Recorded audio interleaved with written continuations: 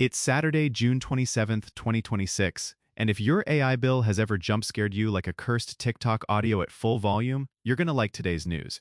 This is Blue Lightning Daily, and yes, the entire episode is cooked by machines. If the pacing feels a little too crisp, that's the automation. I'm Hunter. And I'm Riley. And I just want everyone to know, if an AI made this episode and it gets weird, that's not a bug, that's a personality. Okay, Hunter, what drop?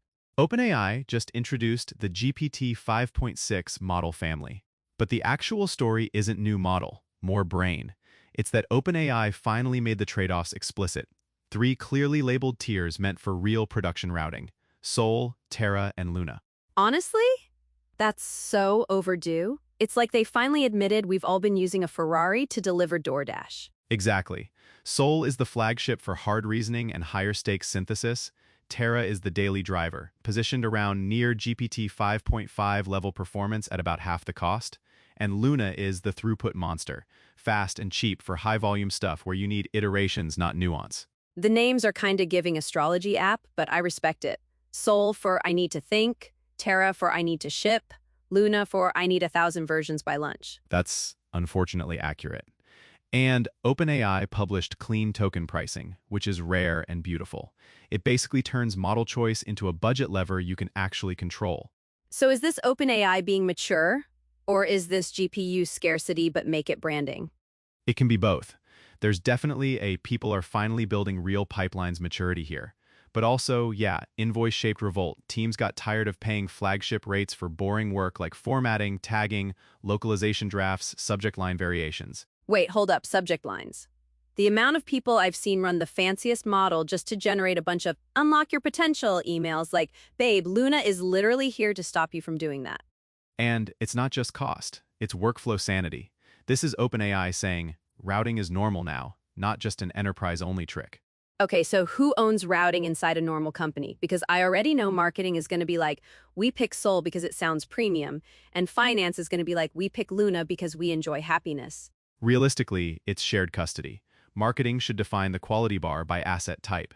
Engineering sets defaults and guardrails. Finance sets budget thresholds. And then there's always that one ops person who actually reads pricing pages like it's bedtime stories. The unsung hero. The I made a spreadsheet so we don't get fired icon. If you want the simplest, good enough pipeline so you stop lighting money on fire, it's basically start wide with Luna, standardize with Terra, and then do the final, high-risk pass with Sol. That sounds like how we already work as humans. Brainstorm messy, refine, then polish before we embarrass ourselves publicly. Exactly. It mirrors the real creative loop. Now the economics match it. But Hunter, I'm side-eyeing Sol's reasoning effort modes. They're calling them Max and Ultra. How do you sanity check that it's actually worth it and not just like expensive overthinking with fancy punctuation? Great question. My test is, does the task have consequences? If you get it wrong, do you lose money, trust, or time in a way that hurts? Brand strategy doc, client-facing claims, compliance-sensitive copy, complex research synthesis, Sol. If it's just make this punchier or give me variations, Terra or Luna. So if I'm writing a creator brand deal email, Sol?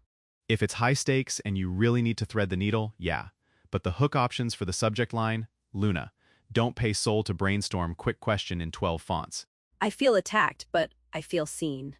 Also, Sol's Max and Ultra modes, those are probably going to add latency, so you're paying with time too. If your workflow is rapid iteration, Ultra mode is like bringing a philosopher to a group chat. I'm crying. Please advise, Socrates. Okay, where do we think this whole 3-tier dream face plants first? Routing ergonomics. Not the concept everybody gets it. The problem is whether tools actually expose the control. Like, will your favorite AI writing app let you choose Luna for variants and Sol for final? Or will it just say best model and call it a day? Yeah, and humans will bypass it anyway. You know they will. Someone will be like, I only use Sol because Luna sounds like a stuffed animal. Or, Terra feels earthy and trustworthy. We're so unserious. Totally. That's why teams need presets, not a debate every time. Like, if it's metadata, Luna. If it's a draft, Terra. If it's an approval pass, Sol. Done. Speaking of presets, this totally connects to the other stuff we've been talking about all week, like Gemini 3.5 Flash getting native computer use. Yes, that's another operating model shift. Google basically took agent workflows and made them more normal by baking computer use into a fast-tier model. Screenshot in, click type scroll out. You still supervise it, but it can do the tab hopping. That's the dream. Not AI replaces my creativity, but AI replaces me manually uploading captions into 5 dashboards like a Victorian factory worker. And Adobe's Acrobat Move productivity agent and PDF spaces, same vibe.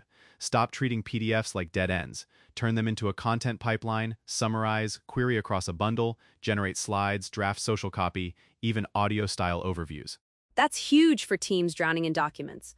Also, it's a reminder, the model matters, but the workflow layer matters more. Like, if GPT-5.6 is the engine tiers, Gemini computer use is the steering wheel, and Acrobat Spaces is the trunk full of chaos receipts. Nicely put.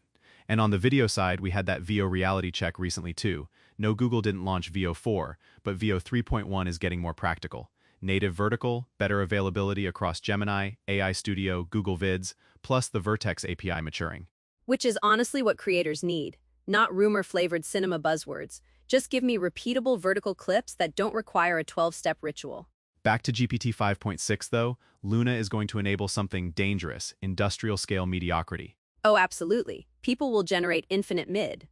Like, here are 80 hooks, and all 80 are like, you won't believe this hack. Sir, please. So the real skill becomes filtering, my favorite tactic, force ranking with constraints. Tell Luna to generate a bunch, then have Terra score them against your actual brand rules and audience. Then a human picks the final shortlist, and Soul only touches the winners for polish and risk checks. I love that. And my add-on is, bake in a no-cringe pass. Like, literally give the model examples of what you hate, because otherwise it will Victorian landlord you. Oh my god, yes. The classic, AI wrote my email and I sound like I'm collecting rent in the year 1840. The one edit step that saves you is reading it out loud. If you wouldn't say it on a voice note, don't ship it. Also, name the person, state the ask, and put the deadline in plain human language.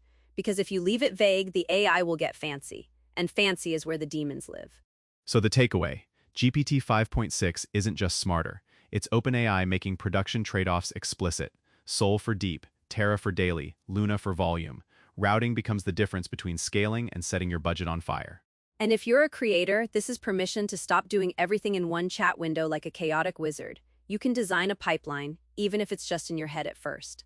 That's it for today. Thanks for hanging with us on Blue Lightning Daily. Go check out BlueLightningTV.com for AI news and updates. And subscribe so you don't miss the next episode our robots decide to make slightly unhinged.